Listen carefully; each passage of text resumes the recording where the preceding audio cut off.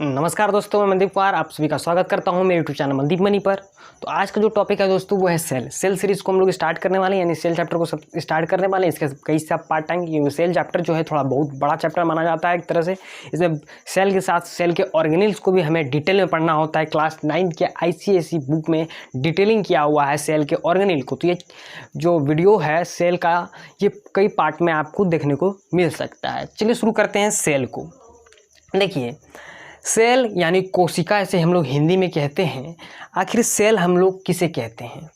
आप जितने भी आप पृथ्वी पर आप चारों ओर घूम लें, पृथ्वी पर कहीं भी आप जाएं, आपको जितने भी लिविंग ऑर्गेनिज्म को दिखाई दे रहे हैं, जीवधारी दिखाई दे रहे हैं, सभी के सभी सेल से बने हैं, कोशिका से बने हैं।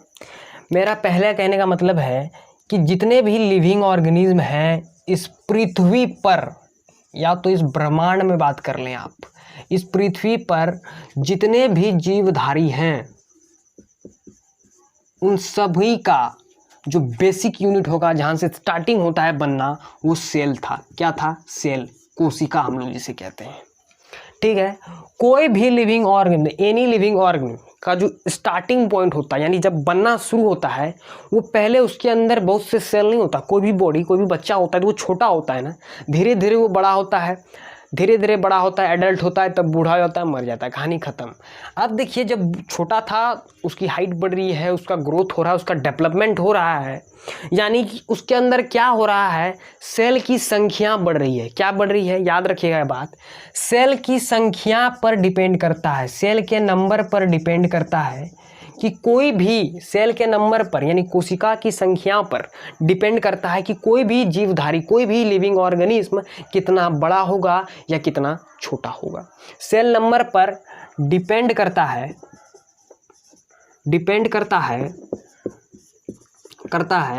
कि कोई भी जीव कितना बड़ा या छोटा होगा। ये बात आपको रखनी है याद। यानी आप देख पा रहे हो, वेल इतना बड़ा है, हम लोग इतने छोटे हैं, कोई व्यक्ति बहुत बड़ा है, कोई छोटा है, किसी की हाइट बहुत बड़ी है, कोई बहुत छोटा है। तो पहला मैटर करता है कि उसके अंदर जो सेल की संख्या है वो डिपेंड करता है कि कोई भी जीव कितना बड़ा है या कितना छोटा है। तो कोई भी जीव जब बनना शुरू होता है उसके अंदर एक ही सेल होते हैं, और सेल क्या करते हैं, ये बात मैं बता दूं आपको, सेल अपने आप को डिवाइड करते हैं। हम लोग सेल थ्योरी में इस बात को पढ़ेंगे कि सेल अपने आप को डिवाइड करते रहते हैं, जिसके कारण क्या होता है, न्यू सेल का निर्माण होता है, नया सेल प्रोड्यूस होता है। ठीक है, इसी मेथड को करते करते उसके अंदर सेल्स आते हैं। ठीक है, सेल्स का निर्माण होना स्टार्ट होता है, कई न्यूमरस सेल्स आ जाते हैं और लिविंग उसकी हाइट ग्रोथ, यानी उसके अंदर डेवलपमेंट आते जाता है। ठीक है, ये बात हो गई क्लियर। सेल जो शब्द है आपको दिखाई दे रहा है, ये शब्द जो है एक लैटिन शब्द, क्या, एक लैटिन वर्ड सेलुला से आया है। किससे आया है? सेलुला। इस सेलुला का मतलब क्या है? छोटा कक्ष, इसको बोलते हैं छोटा रूम, लिटिल रूम। ठीक है दोस्तों, अब देखिए सेल के अध्ययन को, यानी कि स्टडी ऑफ सेल की मैं बात करूं, स्टडी ऑफ सेल, सेल के अध्ययन को हम लोग कहते हैं सेल बायोलॉजी। क्या कहते हैं इसे हम लोग? सेल बायोलॉजी, या हम लोग इसे कहते हैं दोस्तों साइटोलॉजी। सेल बायोलॉजी या साइटोलॉजी स्टडी ऑफ सेल को ही कहा जाता है, यानी कि सेल के अध्ययन को, कोशिका के अध्ययन को हम लोग सेल बायोलॉजी या साइटोलॉजी कहते हैं। अब देखिए, आपने देखा होगा कि जब कोई सेल है, कोशिका है, जब एक साथ, यानी कि एक जैसे कोशिका एक साथ आ जाते हैं, फॉर एग्जांपल मैं बात करूं कि कोई क्लास 8 का स्टूडेंट है, कोई क्लास 9 का स्टूडेंट है, कोई क्लास 10 का स्टूडेंट है। अक्सर क्या करते हैं, क्लास के 8 स्टूडेंट चाहते हैं कि हमारे जब असेंबली में उसे बुलाया जाता है तो वो उसे जब इधर उधर किया जाता है, यानी कि क्लास 8 के स्टूडेंट कोई उधर है, कई इधर है, जब जमा होने कहा जाता है कि आप जो है एक तरह जमा हो जाए, आप चाहते हैं जब खेलने के लिए बुलाया जाता है तो क्लास 8 के स्टूडेंट हमेशा चाहेंगे कि 8 वाले स्टूडेंट के साथ, यानी 8 कक्षा के स्टूडेंट के साथ जुड़े, क्योंकि उसका जो है उसके साथ एक तरह का रिलेशन जुड़ा हुआ है, एक तरह से बातचीत, उसे पता है कि ये किस प्रकार है, किस प्रकार बातचीत करते हैं, अपने लेवल का है, इसीलिए वो उसे साथ जाके जुड़ते हैं। क्लास 9th वाले भी सेम करेंगे और क्लास 10th वाले भी सेम करेंगे। इसी प्रकार जब सेल एक जैसे फंक्शन करने वाले, एक जैसे कार्य करने वाले, जब सेल ग्रुपिंग करते हैं, क्या करते हैं, ग्रुपिंग करते हैं, ग्रुप करते हैं, ग्रुप बनाते हैं, तो निर्माण होता है दोस्तों टिश्यू का।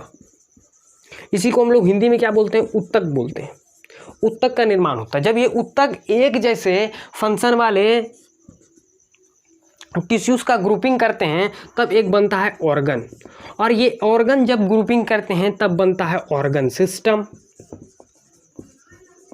और जब ये ऑर्गन सिस्टम एक साथ अपने काम करते हैं तब एक निर्माण होता है किसका, बॉडी का, एक शरीर का निर्माण होता है। ठीक है दोस्तों, ये है, इसी को कहते हैं हेरार्की। ये हेरार्की फॉलो करता है, हेरार्की ऑफ द ऑर्गेनिज्म। ये ऑर्गेनिज्म का हेरार्की है जो बॉडी, लिविंग ऑर्गेनिज्म के अंदर जो चलता है, यानी कि सेल्स बनते हैं, सेल्स के बाद टिश्यू बनता है, टिश्यू के बाद ऑर्गन बनता है, ऑर्गन के बाद ऑर्गन सिस्टम बनता है, इसके बाद बॉडी निर्माण होती है। ये एक प्रोसेस है जो चलता आ रहा है लिविंग ऑर्गेनिज्म के अंदर। ये बात आपको क्लियर है। अब देखिए, सेल डिवीजन के द्वारा क्या होता है, ओल्ड सेल रिप्लेस होती है न्यू सेल में।